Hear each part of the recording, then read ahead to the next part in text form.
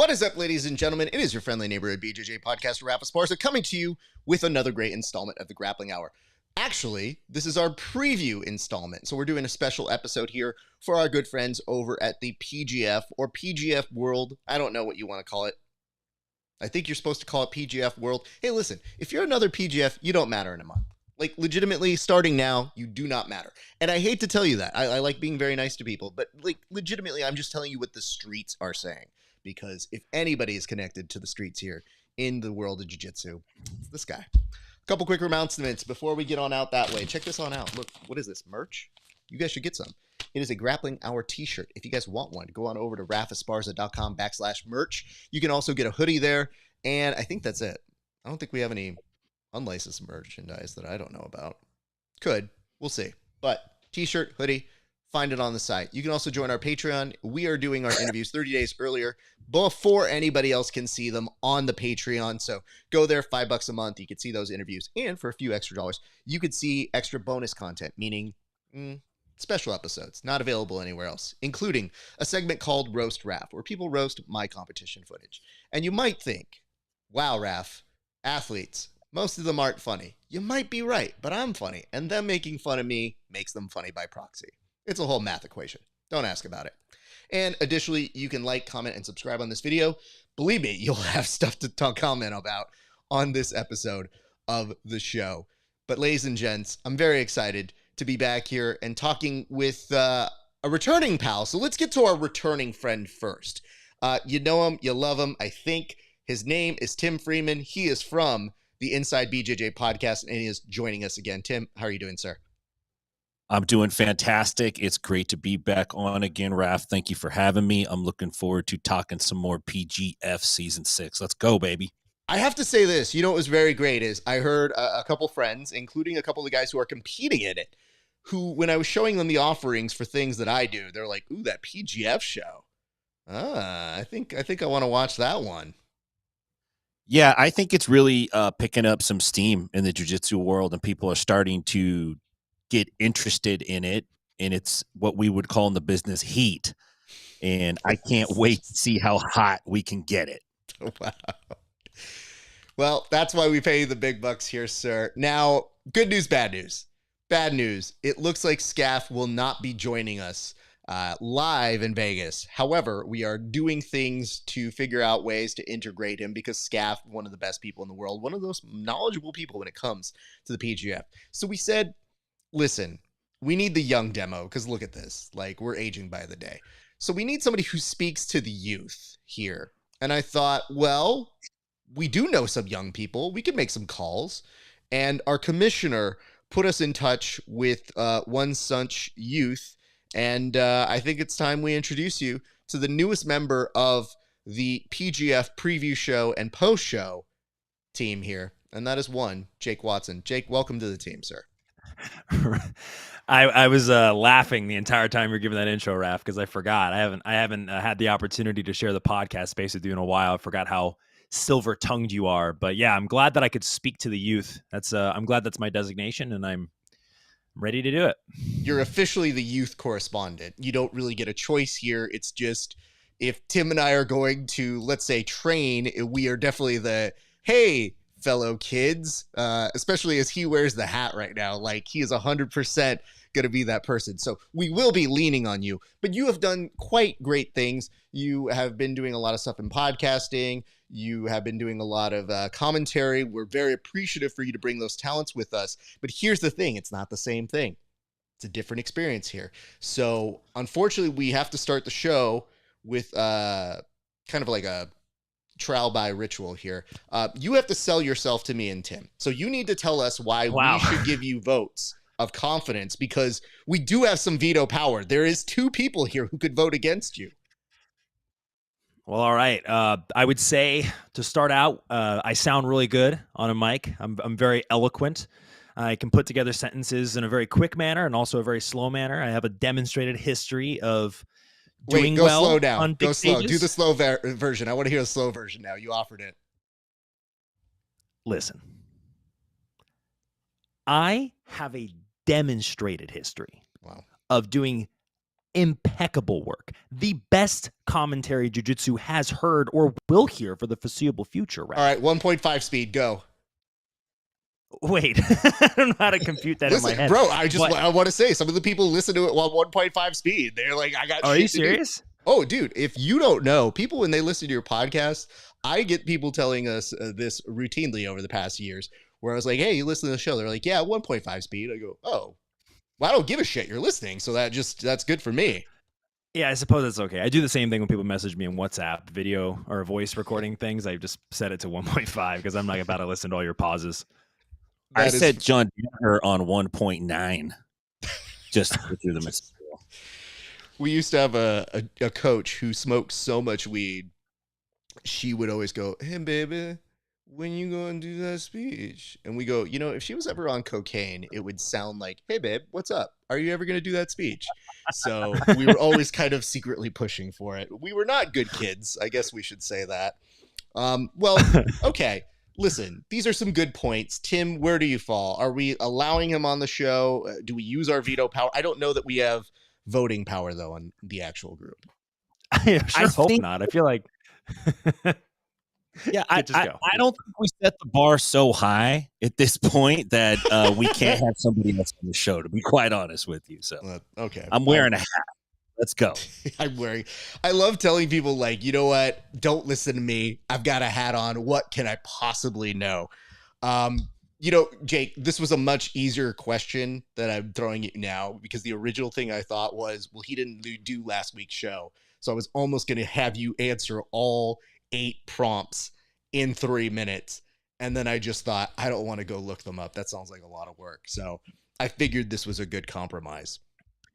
Yeah, Brandon sent me some different material to look up. He's like, hey, I want you to, watch these things, know these things before you get on the preview show. I'm like, you got it. And then I was even going to watch last week's episode, but I got so caught up watching the Grapplers documentary, which was absolutely incredible, by the way, that I just, I didn't watch last week's episode. But you asked me the prompts, dude, and I'll answer them. Apparently I have to prove myself here. So I do appreciate the fact that you curtailed this group of people and went straight to the other executive producers of the big show. And you're like, well, I did watch that, Keenan Lawyer. Hopefully you enjoyed that, Keenan Lawyer, one of the 4 people behind the big scenes. I can tell you this, though. That is a wonderful documentary. Tim, I saw you put up kind notes about it. You spoke very well about it. I had the opportunity to watch it on Friday, finally. And great stuff. I'm so proud of the work that Keelan has been doing, Isaac's been doing, the many contributors that they had who helped give footage on that. If you guys haven't watched it, it's a great 1.5 hour introduction. And, we talk a lot about the actual sport being pushed ahead, but the content is coming right along with it. So I was very pleased with the work that they were doing right then and there. Yeah, absolutely. The documentary does a good job of also informing the audience of the characters behind the scenes. Like, who is Brandon? Who is Keelan? Who are these people that are doing all these things and pushing this whole thing forward? So yeah, good stuff. If you haven't seen it yet, definitely check it out. It's been in the algorithm, that's for sure. I'm seeing it like every day right now popping up. So yeah, although I will say the only little bit, no notes on the content. It's just that poster that says no gi, no money. It makes me feel like one of those Sally Struther ads back in the day where I'm like, am I supposed to send a check? Like, what am I supposed to do here? Oh God, I feel so bad for them. But I will say, Keelan is sending us some high hands, but I should let you know here, Jake, we did get a note from the commish himself. He is watching and he says, I just want to let y'all know I'm watching and judging harshly, especially the rookie. So that comes from Brandon McCaffrey himself. So I'm just saying, be very, very careful here, sir. I am being very, very careful. And also kudos to you for also having a Brandon McCaffrey impression. Literally, there are a few people in the sport I don't have one as a working definition. Yeah. I think it came from the idea of like, oh shit, what if I don't get guests? I better have a gig on the side. You always pretend. And you know what? Lo and behold, guests made their way on. Hey, those of you watching, I'm sure you want to know what the board says. So why don't we go ahead, show you what the board says here today. And yes, we do have a timer already set. So why don't we go ahead and start with this, which I thought was the leading news. And I'll ask this on over to you first, Jake Watson. What is the impact of the PGF on Fight Pass? Well, we see that UFC Fight Pass is doing amazing things in the jiu-jitsu space with the UFC Fight Pass Invitational. Having PGF on the UFC Fight Pass is going to open up doors to more people viewing it. For instance, Flow Grappling is grappling-centric. It's just Brazilian Jiu-Jitsu fans have Flow Grappling. Now, when you go to UFC Fight Pass, you're going to get people who are interested in not just the UFC, but Cage Warriors, Combat FC down in Boston, all these different shows that also utilize UFC Fight Pass. PGF is now among their ranks. And I think that this is going to be great for the growth of jiu-jitsu because you're going to open it up to so many different people. Not only that, I would say UFC Fight Pass in terms of streaming is the most prestigious, typically most high quality live stream for combat sports. And that's going to be really good for PGF moving forward. Beautifully under the minute there, kid. I do want to ask you, same question, Tim, an additional question. Is Jake being paid off by Fight Pass with that answer? Maybe is the answer. I know they're putting a lot of money into jiu-jitsu, and that might be one way to do it. Although I got to say, I agree with Jake. I think this is a big move. I think moving to Vegas was a big move. I think getting on Fight Pass is a big move, and it just solidifies that what Brandon's doing here is he's putting together his We Are the World. He's bringing all the top talent in to put this show on, and I'm really looking forward to it. I'm so sorry. I was with you until we got to the We Are the World. As soon as you got to the We Are the World, I started thinking of like, well, who's the Cyndi Lauper here? Okay. Well, what? You don't want to be Bob Dylan standing around looking like, what the hell am I doing? You want to be Lionel Richie, Michael Jackson. I'll even take a Bruce Springsteen. Okay. That's what he did. Big game. He's bringing it to the big table. Okay, I think you're done. Okay, let me point this out. If anybody's going to be both Bob Dylan and Michael Jackson, it will be me. Here's why. I'll be the one that's over the side high off of my fucking hat. Like, just what's happening, man? And number two, nobody will have harsher judging eyes than this guy. So I'll be over the side while somebody's doing their jiu-jitsu, and when Michael Jackson's like, no, it's supposed to go like this. You can't hear it? And they do it, and he just stares at them. Terrible. I've got 27 seconds left. Let me go on to this. All right. Let me tell you why this is great. Obviously, we have been waiting for a moment like this in jiu-jitsu. Somewhere other than flow grappling. Flow grappling exists in its own world, sure. But for me, I like that it's justifying some extra bonus content for the money that I've been paying for Fight Pass, which I don't always use. But now, guess what? I got reason to use it, and I'm very excited to see that. So I want to tell you guys this. If we're really looking at the way this got brought in, to me, they've been using more and more ESPN Plus as a means to watch. And like a lot of times you don't even have to tune into Fight Pass to see the prelims, which normally was the big appeal of it. So now having extra content on there, especially for us jiu-jitsu folks, we lost Submission Underground. Now we have them. So I feel like it's great to see those things pop up. And I'm very happy. It does give a little bit more of that, like, I don't know how you guys felt, but when I saw them put that up, I go, yeah, this feels good. This feels right. Yeah, it does. I always wondered what happened to Submission Underground. Do you know? No. And I think it's one of those things where every time I've asked about it, people go, oh, you know. Like, you know. I go, no. I don't know. Just tell me what happened. Chael gonna chael. Yeah, I don't know, man. Uncle to Chael. His credit, he did give us a lot of events. So there was like 22 or something like that, upwards in the region of low 20s. And I thought, that's a pretty good run. It's just the one thing that I think they discovered was the pure intent of it was getting MMA athletes to kind of cohabitate with some jiu-jitsu folks. And I think what they found, especially in the Fight Pass Invitational, which probably is why it's gone if you think about it, because it just is their thing. I think part of the reason why they like that is they tried doing that there and they said, you know what? They're just different people. Let's just try to go in on these jiu-jitsu folks and see how it works. And I think they're getting some results for it now. I don't know. I like the UFC Fight Pass Invitational a lot. Submission Underground, only thing I didn't really like was the EBI overtime every single match. I think at that, sometimes people will abuse that. But, I mean, people are going to do that with every single rule set. Competitors are just they're going to game everything they possibly can. So it's Yikes, not really I have about bad news for you about how things are going to go in overtime here, but let's go to a question or a comment. Brandon McCatherine says, there's a rumor that Uncle Chael is coming to PGF World Season 6. Granted, I just started that rumor myself.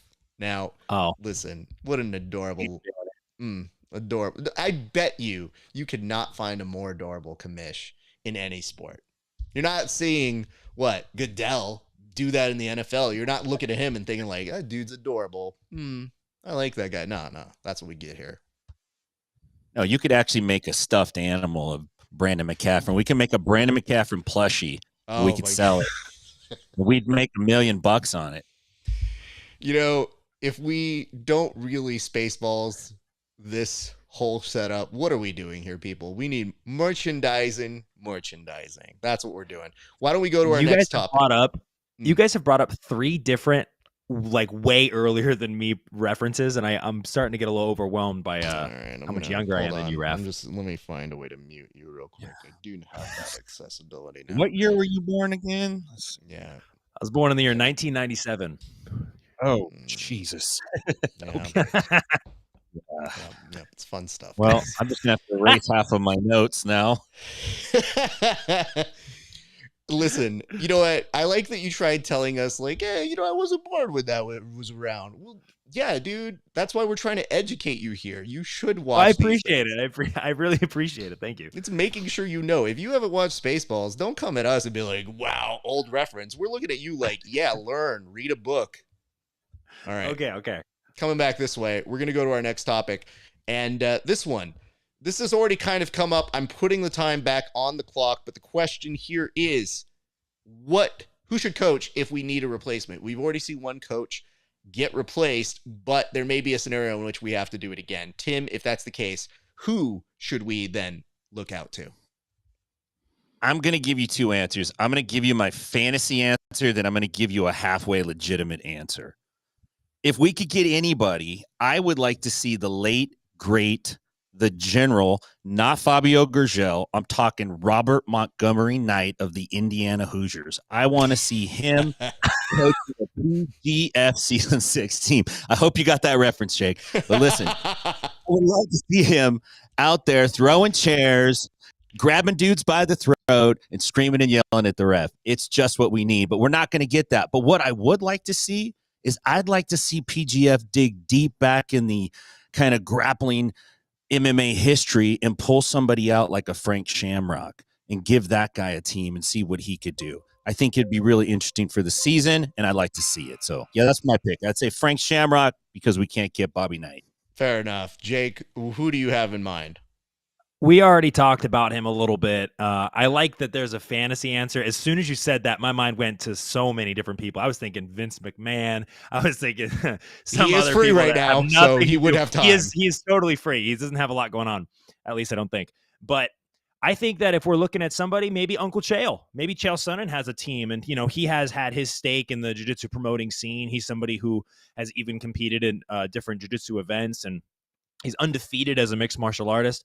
So I think he would be a great choice for a PGF coach if you were able to get him. But, I mean, they got Hodger Gracie, Eddie Bravo, Higa Machado, and Andre Galvão. So I think he could probably swing it. What would he sound like if he was coaching? I haven't done this in so long. Well, you better dust it off, sir. These are the traits that we need. If he was coaching?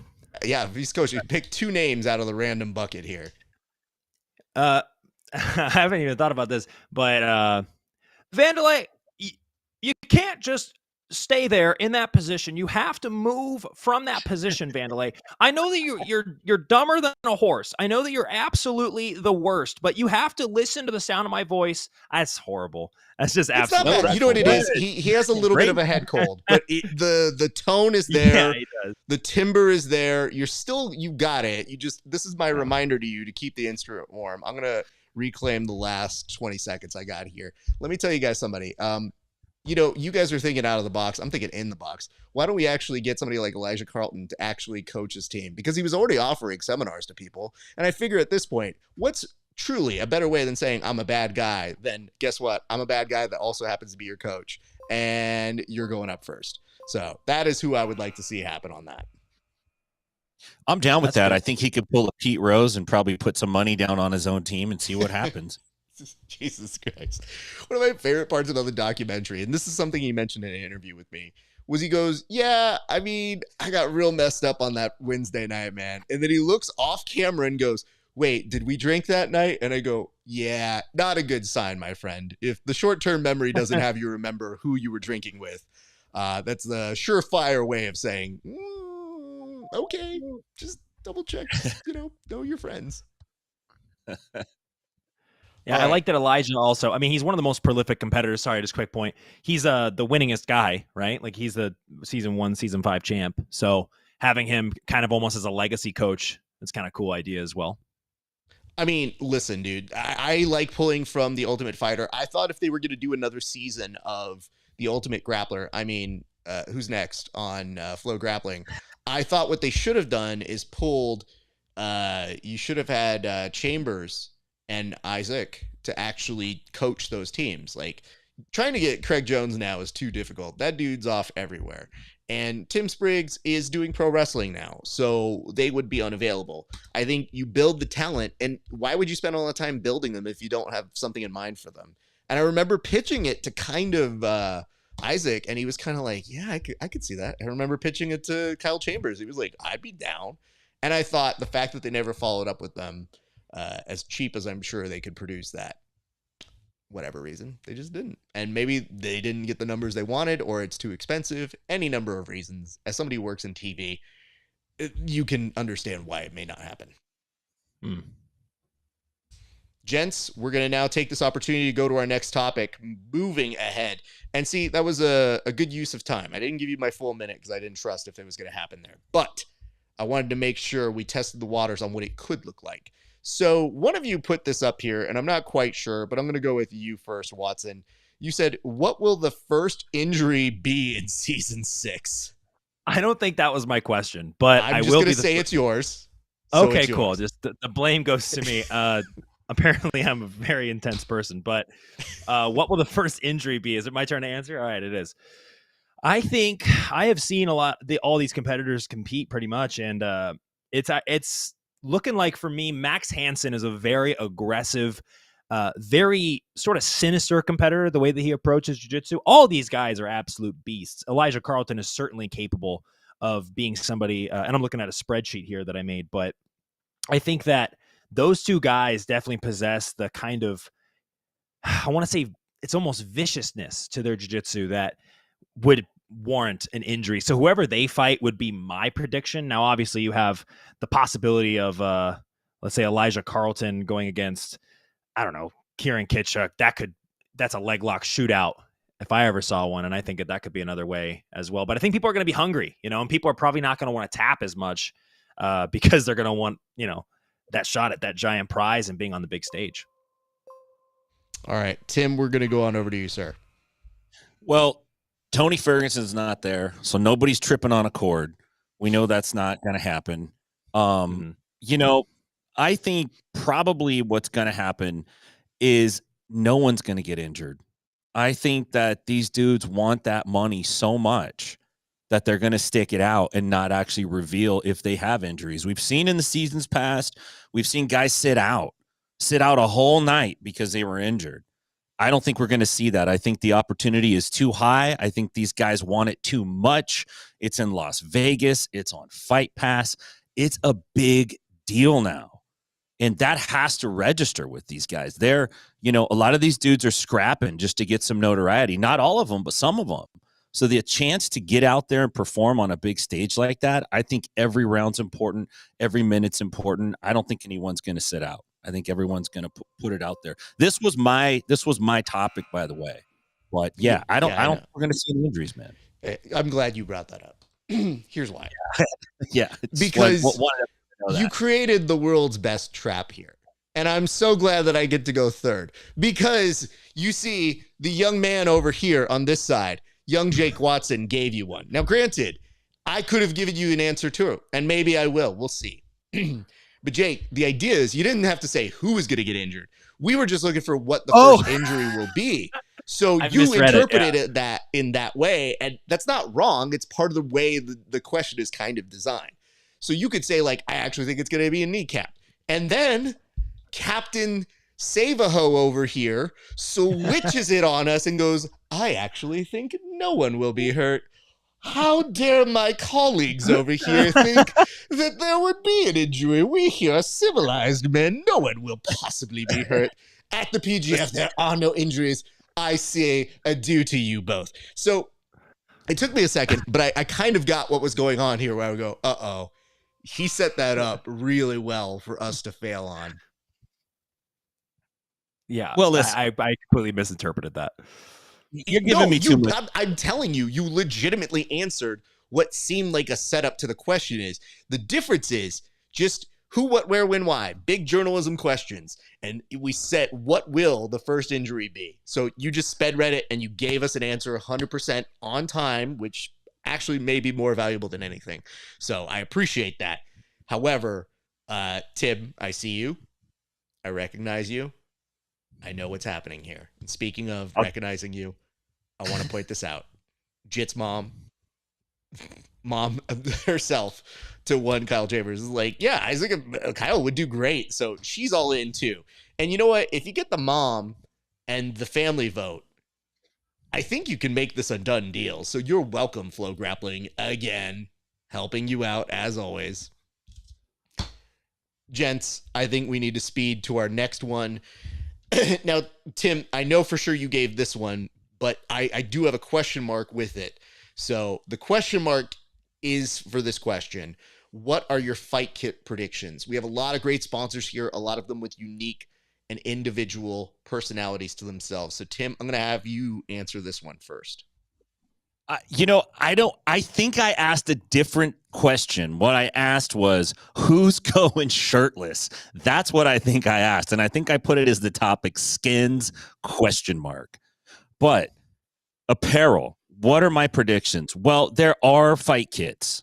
Okay. So they're going to have some kind of, top that's going to say PGF on it. We know that. Now, the bottoms, who knows? Probably no short shorts. Craig Jones isn't going to be there. So I think we'll see regular size, shorts on these dudes. We might see some interesting sponsorships. I wouldn't be surprised if we saw some local sponsorships back from Alabama, some, PGF season 2 brought to you by the Jugs, brought to you by, all these old school places down there in Decatur. I wouldn't be shocked if we saw that, as well as maybe some big time sponsors. Maybe we'll see UFC on one of those. Maybe we will. All right. Before I give this on over to Jake, let me just say this here real quick. So you did put that. And at first I read it as Skims. And I was like, why does he care about the Kardashian, little slimming brand? But okay. And then I read it said Skins. And then I thought, I don't know the exact detail on this, but I do believe they are required to wear a rash guard in the PGF. So that is some details that I said, you know what? Why don't we make this a broader question so that way we don't spend our time talking about being like, yo, is this dude not going to wear a shirt when it's like they can't? So having said that, there is a statistical advantage in ADCC without going with the rash guard. So I understand why some might do that. But having said that and giving our young man, Jake Watson, his 1 minute right now, what would you like to see, sir? Well, I read this the same way because I read the bullpen scratch sheet yesterday. And my first thought was, well, it's going to be obviously Andy Varela going shirtless. But since that's neither here nor there, there's 4 different teams. And I think that Andre Gonval and Hodger Gracie typically are pretty suit and tie. So whatever team that they have, whatever sponsors are behind them is probably going to be a little bit more sleek or clean if I had to think about it. But whoever's on Eddie Bravo's team is probably going to have something flashy, maybe tie-dyed, the 10th Planet style, But maybe, I don't know. I've seen some pretty insane. I've seen Kyle Chambers wear some colorful gear, and he goes out there and wins, so it looks nice. But I would say that probably the 2 most traditional people, and then Machado, I don't really know what his personality is like, so I would say that that's probably what I'm predicting is going to be a nice mix. Don't worry, you'll definitely get to meet the personality. That is Not I'm excited. going to be for debate. That's just going to happen. The personality is going to show itself, and you're going to be like, damn, I get why people go to this guy. Let me curtail something here real quick. And part of the reason why I wanted to get to apparel is I know one person here will agree to this point blank. The other person, we'll see. Gentlemen, we need to talk about our attire. Okay? Now, listen. I have two modes. One you currently see, which is bum. Like, if I'm on this regular chill, like I'm going to go train. But the second side of me is, oh, I wear a suit. Gentlemen, so that I do not show up and be the only person on camera, are we agreeing to suits as a pre-show staff? Yeah, absolutely. Well, that was the one I knew was going to say yes. How about our hat-wearing fellow kids, gentlemen, over to my right-hand side? Listen, we're showing up to hit home runs. I'm coming in a suit. I'm not wearing a hat. I'm going to get the beard groomed. I'm going to brush the teeth that day. I'm going to be looking good. I'm coming in strong. All right, because here's the thing. I subscribe to this so hard that I will show up in a suit. But a lot of the times I see the collective, everybody not trying, and I just think, listen, I already have a certain style and personality that even when people don't get the irony of it, go, well, dude, I don't know. He seems to take himself pretty seriously. So I go, you know what? I have to fit in. Now, granted, I want to point this out. So Brandon was saying, oh, it's definitely a suit situation. Great, great, great. I think we're all in agreement. I thought it would be a suit. Here's the follow-up question. Are we going suits, no tie, until the finale and then suit tie? Or is it a suit tie every single day? I can't tell you that. I'll defer to you. Yeah, I'll defer to you. Wait, what do you mean you can't tell me that? What kind of state secret is that? Because it depends on how I'm feeling that day, man. I might decide. No. This is not the time for individuality. This is the time for us as a unit. Listen, Charles Barkley wears some cool stuff, man. You can't just, you don't know what it's going to be. Do you have Charles Barkley money to be getting that kind of cool stuff, sir? I have Barkley Charles money. Let's say that. So I see that Brandon's put up better's choice. This is no. Trust me. This is an important question because I thought about it. I have put some time into it. I've been thinking about it. I knew Watson will show up because I've seen him show up at like random ass things. And like, you look professional. You're good. I like that. I also see that you're training in the suit. I'm a little concerned about that. We probably need No, not training in it. I just show techniques in it sometimes. Okay, that's not like training. You're right. It's very, very similar. I'm not doing like full-blown rolls with people in my suit. You're doing it for the gram. I see you in there and you're doing a rolling omoplata and I go, we get it. One technique nearly have a heart attack because I'm so out of shape. I'm not able to have a roll. So PGF World says tie for the finals. I mean, I think that should be implicit. I just want to make sure. And Brandon McCatherine says Watson wears a suit to bed, which I can't prove or disprove. And you know what? I'm not interested in going either way on that. First time I commentate with Brandon McCatherine was at an ADCC Open. This dude shows up with a pink Hawaiian shirt, white shorts, a backwards hat, and shades. And he looks me up and down and goes, dude, you're taking this too serious, man. I'm just like, I'm wearing a full, suit for an ADCC Open. Have the tides turned now, Brandon? Yeah. Is that the case? If you show up in a Hawaiian suit on his PGF, would love to see the reaction from them as you go, no, I think this looks good. I think I'm ready for air now. Let's go, boys. No, it's a good opportunity for me too. I'm going to go ahead and be good. Good man.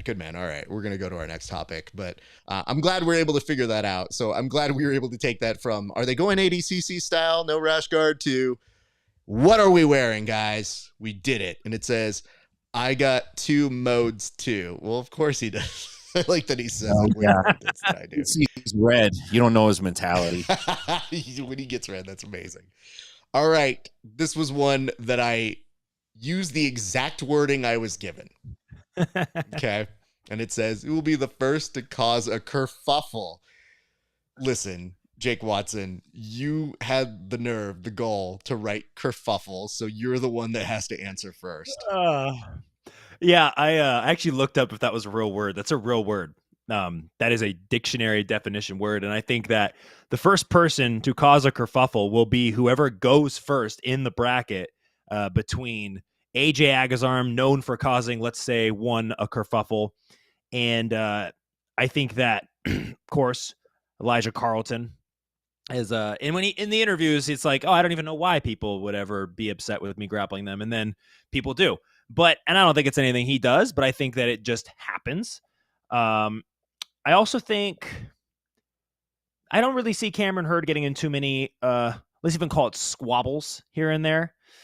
But Andy Varela is certainly a person who likes to bring up the intensity as well. So those are my three choices. I would say that Elijah Carlton, of course, AJ Agazarm is just a pretty volatile competitor in some respects and has a demonstrated history of causing some kerfuffles, if you will. I think Wagner Rocha back in the day, Wagner kicking him off the stage, which was more Wagner than AJ, but Okay. he was still a part of it. He was still a part of it. Hold on. I'm just Tim, saying who threw the kick. You know what I mean? Since Like, we're older, maybe we kick, can educate the young man on what actually happened. I want to know. Actually, I would love this. What happened? I'll tell you what happened. Partially my fault. Is I had those two gentlemen on Inside BJJ, but I didn't tell Wagner that AJ was going to like bust into the middle of the interview and we were just going to jump him in. And then AJ came on and he read a poem to Wagner. And that was like on the Wednesday or Thursday before the Fight to Win. And so when Fight to Win came up, Wagner was juiced and I mean that metaphorically, he was amped up, ready to go. And I believe he didn't just kick him off the stage. I believe he kicked him in the back off the stage. Yes. So it's add insult to injury. But listen, if you're going to kick a guy off a stage, you may as well kick him in the back. It's just good tactics. I mean, it's a higher AJ also likelihood turned around making, completely. Yeah. Let's see here. There was a lot to unload in that one right now. There was a juice allegation, which, I mean, it's not even an allegation. I mean, if someone has said that they do it, I feel like we could be like, noted steroid person, and move on. Like, I believe that's the official jiu-jitsu AP Noted. style. Yeah. All right, you guys are going way off track on this one. I'm thinking the most likely person to really start a kerfuffle, if you take the definition of kerfuffle, which I'm glad that you looked it up because that made me very happy for you to know. I do know it's a word, but what I don't know is why most people will use it. Here's the definition. A kerfuffle is a disorderly outburst or tumult. So, with that in mind, I think the obvious answer, and I don't know how you guys didn't get this, it's clearly John Combs. I think what's going to happen is somebody's going to take John Combs' coffee. He's going to get real happy one day. He's going to be like, oh, I made the perfect coffee. Oh, how dare you take this coffee from me? Elijah Carlton, I swear to God. So I'm letting you know, I think that's what's going to happen. I think he's going to lose it right then and there. And then we'll see the background drama happening and unfolding. I was at the Zapatero Top Team. Sorry, I was going to say I was at the Zapatero Top Team. I got a chance to train with John Combs, hang out with him a little bit. That guy is, in the most lovely way, completely unhinged. He is just he's a nutcase. He is so much energy. I was he would be consistently trying to single leg me inside of a ramen restaurant, and like he's collar tying me in public, and I'm just like, dude, leave me alone, stop. Like, we're buddies, but enough. Listen, I want to add another name to the mix, and that's Jamie Carnell. This guy is a wild man. You're right. You know what? It's because he slid in at the last minute, but 100% great call on that. He's a Joaquin Phoenix Joker, man. He's out of it. It's also great because when they put him as one of the people, yesterday, I just go, oh, I thought I knew what was going to happen before. Now I don't. Like, this dude coming in does change some dynamics. So, really well earned for him. And I do want to point this out. I still love the fact that we were able to go through all these different people, but to make one nice little button here on the John Combs disrespect Jake Watson. Two things. One, he and I go to have dinner or something. It's like after a tournament out here in Southern California. I went to go say hi to him. I meet up. It's him, a couple family members. I go to give him the bro hug, and he gets double unders on me. And, it's a fun game that you're playing with your friends. All of us do it in jiu-jitsu where you're kind of like messing around. I wasn't trying. I was just like, hey, man, you have double unders. And the thing is, once somebody gets double unders, you go, okay, we're done here. He then starts picking me up, and I go, you have to put me down. And he goes, what? I go, this is a real person establishment. We're at a bar. Don't embarrass yourself. And he's like, oh, okay. And he puts me down. I go, for the love of God, John Combs, we can find a mat literally at any time in this city. Like, I know many people. And 2, when I have trained with him, he did this thing where, as a black belt, he's clearly better than me. And he's clearly able to submit me at will. So that's not the issue. But we train here and there, and we're good. And it's a tough time rolling with him. But he got to a point where he was like, oh, I want to roll with you, Raph. And I go, okay, we're rolling next, bud. And he starts attacking me, and he gets me in this armbar. And he's like, oh, I've been waiting for that all day. I was like learning that, and I got that on you, and I'm so happy. And I go, you spent time to get me? Like, you dedicated time in your day to figure out how to submit me, the easiest person in the world to submit. And what ends up happening is, because I have a brain that does this, I go, ooh, you know what? I think I learned how he did it. And he didn't do it again for the rest of like the day. And it made him furious. He was like, how dare you? And I go, you're trying to kill me, and I'm just trying to stay alive, and you're mad that I'm staying alive. I think I matter too much to you. So that is how competitive he is. Oh, yeah. Every round counts. Shouldn't, when you're just a regular, everyday, happy, well-adjusted jiu-jitsu host. But these are the things I deal with on a regular basis. Gentlemen, we now go to highlights. So this was one, and Tim, we're going to stay with you. 3 minutes on the clock right now. Who will get the most highlight finishes, sir?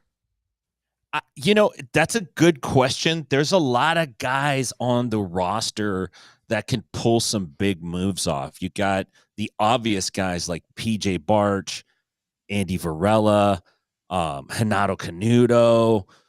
You got guys like Ben Eddy that could pull off some like really major highlight, freaky submissions. But I think we're probably going to see it from a dude like Kieran Kachuk, because he has so many submissions leading into this. If you look at his past record, you look at all the subs he had in the ADCC trials in 2022, you look at him in 2023, you start watching how well he's done against high-level competition in terms of getting real submissions. He's got a ton of them. So I think we might see something from a guy like that who could really get out there and put the attempts up. Yes, guys like Ben Eddy, guys like Andy Varela, they're always going to be, highlight reelable. But I think Kieran might surprise us. So that's my pick. Jake, same question to you. Yeah, if we're going to look at efficiency, I would definitely agree. So many efficient submission hunters on there. People who are going to go for highlight reel stuff with more highlight reel finishes. I would say that Andy Varela goes out there looking for that kind of style. He's not necessarily going for the most efficient thing, because sometimes the most efficient thing is a little more quote unquote boring, but he's definitely very exciting. I think Renato Canuto, we haven't seen him compete in a while, but he's known for having that very flashy style as well. I also like Daniel Sadler. I don't think that he'll have the most, but definitely be on the lookout for him to have some, because he fought Max Hansen on Who's Number One in the undercard and had a flying triangle submission on Max Hansen, who's also in this bracket. So that's something to keep an eye out for as well. I'm also looking out for Davis Asare. I think that he's improving so fast. He had a great showing at European trials. And but I do agree with all of Tim's points as well. So here's what I want to say. I don't even want to spend my time trying to figure out who's going to get it. I just want to put a competition between these guys. I want to put it out there to the people that we've been mentioning, which is Andy Varela. Do you think you're going to get the most highlights? Because I believe Renato Canuto, your buddy, wants to beat you on this. I believe he wants to get the most highlight finishes. How do I know that? Because I'm seeing this dude start to warm back up that cartwheel, that unnecessary jumpy flippy nonsense that he does. We call it Flippy McGillicuddy in the pro wrestling business. But I tell you this, nobody is better at the Flippy McGillicuddy stuff than Renato Canuto. And I've seen Andy Varela. He's very, very good. He's very nimble. But I want to start putting people onto this idea. If you are a fan of the PGF, get these athletes to care who does the best, the most consistently. Because I think that's where you're going to start to see people go, oh, did you see that? That was amazing. And I say this as somebody who was just recently highlight reeled, and hilariously so. So more on that a little bit later. But I want to point this out. I think for our purposes here, I think we would do well to encourage these guys to have a friendly competition. And I know in the years past, there are some like incentives we done for like fastest submission. I think we need to do what we can to build them against each other to see who and play upon that competitive nature, because it's going to be cool when 8 people make it. That's great. Yeah. But what's really going to sell us on that ability to get people to tune in live is going to be who got it best. Yeah, we saw that on season 5. Elijah Carlton and Kimoy Anderson had that friendly competition of, hey, I submit you, you pay me $200, and you submit me, I pay you $200. And so I think that could definitely be something that kind of gets cultivated among the competitors. That'd be interesting. Absolutely. And I would like to do our part to kind of incite that. And Tim, I'm actually going to charge you with that because I think you are the most in tune to getting people to do that, especially when you just reminded us that you were able to start one of the most iconic moments in all of jiu-jitsu history with the 300 kick off of the fight to win mat, sir. AJ's real easy to work with. He does all the work. All you got to do is just call him up and let him know. It's not like hard to antagonize AJ. I think the only thing what is this? Hold on. I want to make sure people understand before we move on. For Verbal Dad podcast, is that where we're at right now? Well, you can't really bat 1,000 all the times with jiu-jitsu memes, but they do put out memes on the daily. So good to you. Thank you, the other Raphael. I also got a note here that I think we should mention before we move on, which is Juan Gracie is also going to surprise people, overlooked because he's unknown. I mean, obviously, that's a good thing. And I mean, he's high on a ranking list, which we'll get to in a little bit. But those are some valuable insights here. Why don't we go and advance one more time to this next one, because this was something I thought that was an interesting question to pose this early. Now, normally I like to wait this one out, but I think there's a way that we can do it where we can stretch out this kind of a question. But the question here is, can you give me your top 4 semifinalists? Tim, I'm going to start with you. Yeah, I think I can. I'm going 4, and then I'm going to give you an honorary 5th. This is not an order, but here's the 4. I'm thinking Jamie Carnell. I know it's controversial. Andy Varela, PJ Barch, Elijah Carlton. Now, a 5th dark horse that I think could have the ability to make it is Mike John. Those are my picks. Now, listen, Carnell's a little bit of an unknown, and I think he's not really unknown, but he's a little bit, and I think that's going to benefit him quite a bit. I think he's durable. He's a wild man. He's the kind of guy that trains hard every single day, which is going to be a huge factor in this, 4, 5, 6 days straight, 3 matches a night against the best talent that's out there right now for money. So everyone's going to be getting after it. So guys that are durable and are tough and are a little bit crazy, they have a much better chance. So I'm going with those 4, and then I'm throwing Mike John in there just because he's a wild card. I think he has the opportunity to do real well. Are you just throwing Mike John in there because he was recently on your show? Listen, it's called building heat. Okay. I need you to work with me when I do. I want to make sure if you're doing that kind of mention, then I would like to mention that Mike John is also appearing on an episode of The Grappling Hour, which has already been recorded and up to go very, very soon. So I saw when you got him too. I was like, that's. I'm sorry. We got a court for him. I mean, listen, you know what the thing is? We interviewed first, but you got it up first. And I was just like, oh, that's on me. But the interview is probably going to be quality. Yeah, I mean, listen, we just want to make sure we all get in time with our friends. Jake, who do you have on your side, sir? Do I have 15 seconds? Okay, so no, you have a minute. I'm gonna give you a. All right. Jeez, I was just like, man, I gotta list this out quick. Well, listen, guys, this really has a lot to do with very many factors. I'm gonna take my extra time here to explain, but I mean, the PGF has to do the regular season before the playoffs even kick off. that means there's a lot of room for injuries. There's a lot of room for people being super fatigued. There is going to be more than just jiu-jitsu skill that goes into this bracket. It's going to be longevity. It's going to be who's in the best shape. It's going to be who has the best draw, really, and who has the highest seating. So all of that taken into consideration, I'm thinking I'm going to pick Andy Varela as a semifinalist. I think he's in a great shape all the time, and I think he has a very hard style to deal with. I'm going to take Kieran Kitchuk. I think that he has an airtight game, and he's able to go out there and really he's kind of a hard puzzle to figure out too, guard-wise. I'm actually going to pick Max Hansen. I think he's been improving. He's been so active, and he's just going to continue to stay that way. And then the fourth one, and this all depends on, if they even make it to the semifinal as well. But I'm going to go Renato Canuto. I think he has a lot of experience competing at the very highest level of jiu-jitsu, and that's going to play a factor for him as well. Noted. Okay. A few observations here, young man. First, I want to point this out to Tim, which is I did give him, and he went right through it. And I know I told him that he could have the extra time, but I just wanted to throw it at him and see if the shot clock was going to get him off. Nope, didn't. So good to know in the future. Conscious Keelan says, dang, Jake is killing it with the timer. Funny you mentioned that. He blew past it, so I don't know that we can fully count that, but he has been good on the 1 minute. I will say this, though, Jake. I was fine giving you the time.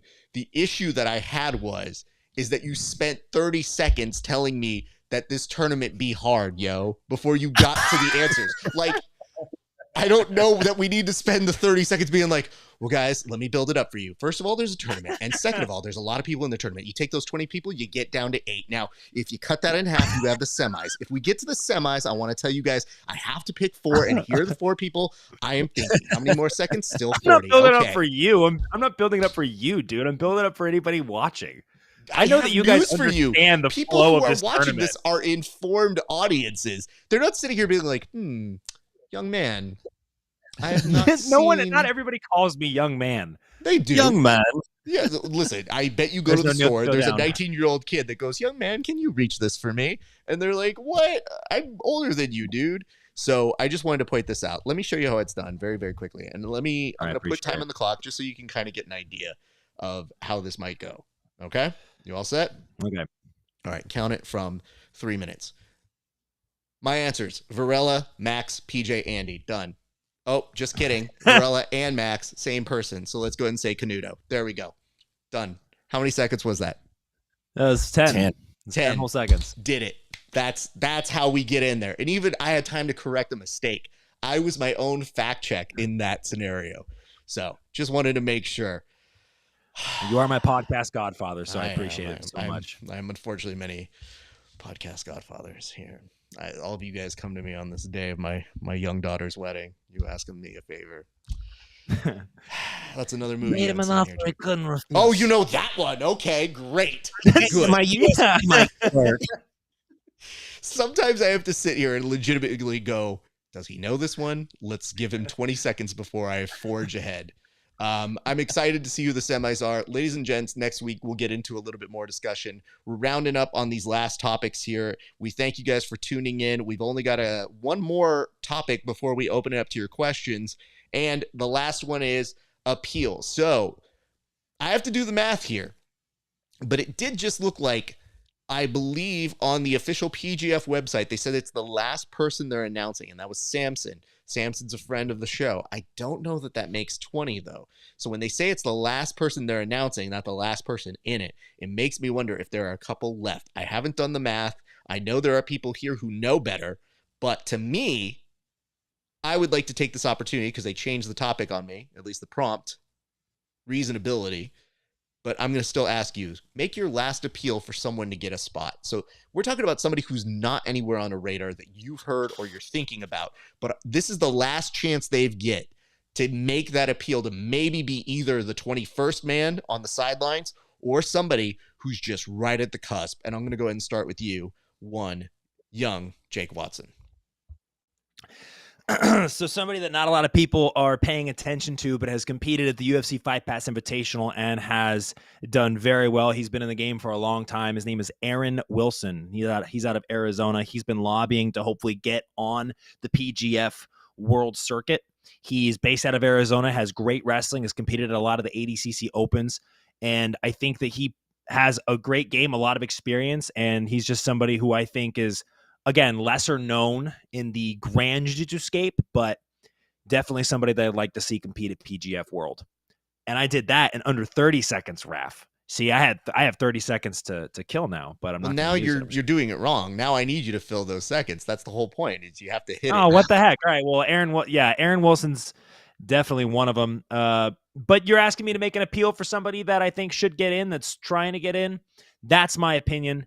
Aaron Wilson, representing Soul Fighters, training in a lot you're of just different reiterating places. what you just said. Okay, I take it. Yeah, I know. You're just repeating myself. I'm doing the Jordan Peterson where I just give you word salad. Thank you. All right, Tim, what do you have for us on this one? You know, as an old head, I don't know a lot of the young guys, to be quite honest with you. You're the person that goes, you know what? Whoever they brought, those are the right guys. Everybody those are the right people. Who's the judge? Who's the judge? But I would like to see one or both of the Rotullo brothers in PGF. I think this format is tailor-made for those dudes. The ability to submit lots of people in lots of matches and do it in a very flashy, highlight reel way. I think it's made for these guys. They're hard to submit. They have a gas tank like nobody else's. They push the pace. They fight from all positions. They don't have a bunch of discernible weaknesses. I think either of the Rotullo brothers would be fan favorites. We're talking bringing this out to the masses. You need young guys like that. All right, that's a decent answer. I would caveat it with they should be able to do twin magic, which in pro wrestling means twins are able to kind of interchange and go in for one another. Because if that's the case, you have one slot and you go, well, it'll be both Rotullos. And you go, oh, two for the price of one. That's actually kind of genius here. So we did get some information. I'll put these in when I'm done speaking, Keelan, but I'm noticing the comments that you're putting in here. So thank you for addressing that. With 34 seconds, here's what I've got for you guys. I want to dig deep into the archives. And when I say deep, I mean somebody who's had very good success in the PGF and also somebody who had one of the most notoriety kind of moments in the last season, and that's Kevin Sherrill. And listen, I'm not just saying that because he's been a guest on the show, but you legitimately wouldn't have had Spa Day without that dude getting injured. Plus, you build in the drama between him and Elijah, and on day one, people who had no idea who those people are looking at them being like, why are they yelling at each other, and why is this a reality series? Because guess what? That gives you the full drama you want. Yeah, that's a strong call. I agree with you. I just want to say this. Okay, so here are the last notes. And it is the only spots left are alternates. And it says, unless someone drops out. And this is the part that I hate doing as a preview show. So that's why when, Keelan was throwing a couple of ideas at me, he's like, well, why don't you guys do a draft yet? I was like, before ADCC trials? No, thank you, sir. As it is, I am worried about these kind of rosters. Anybody who's worked any kind of tournament or show is always nervous. We want to preview the ideas, the concepts, but I'm very nervous about somebody getting hurt at trials, which, by the way, just a preview for next week, there may be a question that says who's going to drop out. Okay, so keep that in mind. Okay, because we want to put you guys on there. But the last note, he says, the last two official roster announcements were today, Samson and Cam. So those are the last two official announcements from the PGF. Yeah, it's a well-rounded roster. I'm really looking forward to it. There's definitely, some opportunity to dunk. I'm looking forward to it. There is, and I think that you have said it well. I've been trying to figure out the PC way of saying, hello, Dunkable. We don't want to address you as Mr. Dunkable, but we do understand maybe that is why you're here, but I will not address you by name. Gents, before we start to sign off, if you have any last questions, hit up us because we are about to go out very quickly, but we have two last things before we do. The first is it was released today, or at least to us. You guys will probably get a little bit later. But yes, the PGF has created a preseason ranking list. And some notable things here. Number 1, at the very bottom, AJ Agazarm coming in at number 10. If you kind of thumb your way through it, you will see some recognizable names. So I'm going to look all the way up at the top, and you're going to see PJ Barch, potentially because of his experience, his background, and the fact that he has some of the biggest success on there. Number 2, Andy Varela. And again, that is a very close 1 and 2, as those two have actually, I believe, competed against each other before. My question to this board here, first and foremost, and I'll go over to you with this, Jake. If you're not on this list, what does that mean? That means that you got a lot to work with, I would say. So you have an opportunity to shock the world, as it were. I mean, people go off of these rankings like, all right, that makes sense. I mean, we look at these rankings and we're not too in disagreement about them, right? Like, there's some people that aren't on the list that could still do great work. Like Kevin Buring is somebody that I've seen do some crazy work, and he hasn't even been training that long.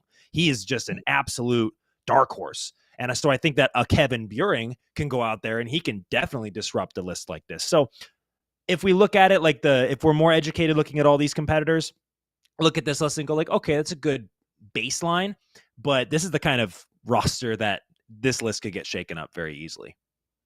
Tim, your opinion, you're not on this list. What's the first thing that comes to mind? I'm dunkable. I mean, no, me personally, I'm dunkable. Like, I don't mean the guys on the list. So my opinion. So Mike John, just want to let you know you were recently on Inside BJJ. Dunkable episode. That's what you should do. You should just do a dunkable miniseries. Listen, I actually think because Mike John just won the qualifiers, that's enough to at least put him at number 10, in my personal opinion. But, you know, I didn't make this list. I wasn't consulted. I'm not sure guest of the show, AJ Agazarm, history-making guest, not number 10. Okay. So other than that, you know, I think number 5, Asari's maybe a little high on the list, but that's all right. You know, he's done some cool things. He choked out Gordon Ryan in practice. That's, hey, I would claim that to my name. You know what I mean? That'd be the best thing I ever did in my jiu-jitsu career if I could pull that off. That'd be so funny. You put that above your IBJJF titles. You're like, won pans as a black belt, submitted Gordon Ryan once in training. Yeah, definitely. That would be right at the top of my BJJ Heroes biography. That's for sure. Oh, yeah. Well, Jake, I'm going to ask you for any last thoughts or impressions here. We're going to kind of go away from the preseason rankings, but I want to ask you, do you have any last thoughts for where we are right now? There's still a few weeks out, but where are you looking at where we're going to be in about a month's time? I think that after ADCC trials is going to be the biggest potential shakeup. I feel good about the roster. I think that all these guys are super excited to be a part of PGF, as everybody is. This is going to be an amazing season. I've seen the other season's results, and I saw the Grapplers documentary, and that really got me pumped up for this one. But ask me that same question after ADCC trials and the potential of any dropouts and changes to the bracket, and I might have a different answer. But right now I'm feeling pretty good about it. We just got to wait for after West Coast. Fair enough. Tim, before we start to close this on out, do we approve Jake now? Like, where are we right now on his initiation? Yes, absolutely. Yeah, he's not Matt Scaff, but he's Jake Watson, so that works. You know what I mean? Can't be anybody but me, you know? No. That's the takeaway that we...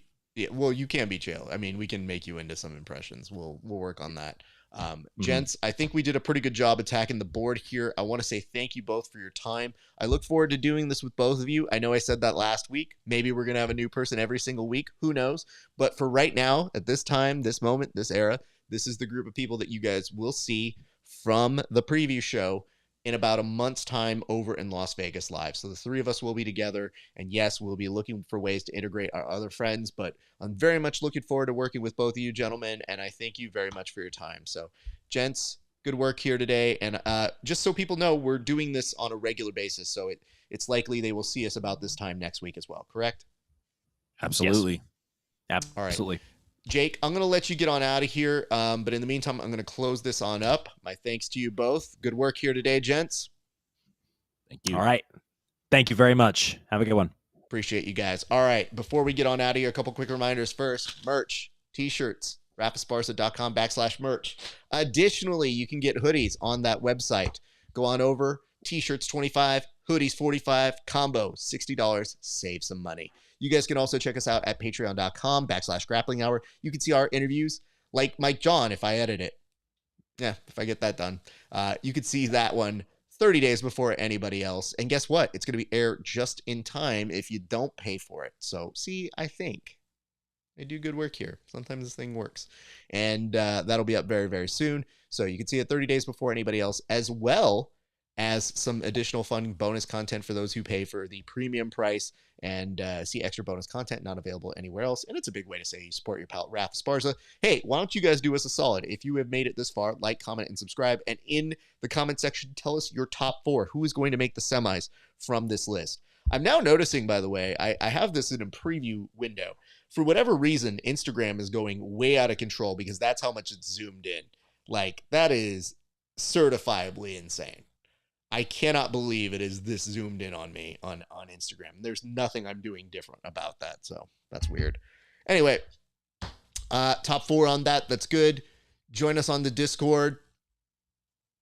There's like one more. I always forget what it is. All right, that's going to do it for us. Thanks, you guys, for watching the Bullpen, the official preview show for the 6th season of the PGF. My name's Raph Esparza. On behalf of us all here, it's been a great day for grappling. We'll see you back on the mats.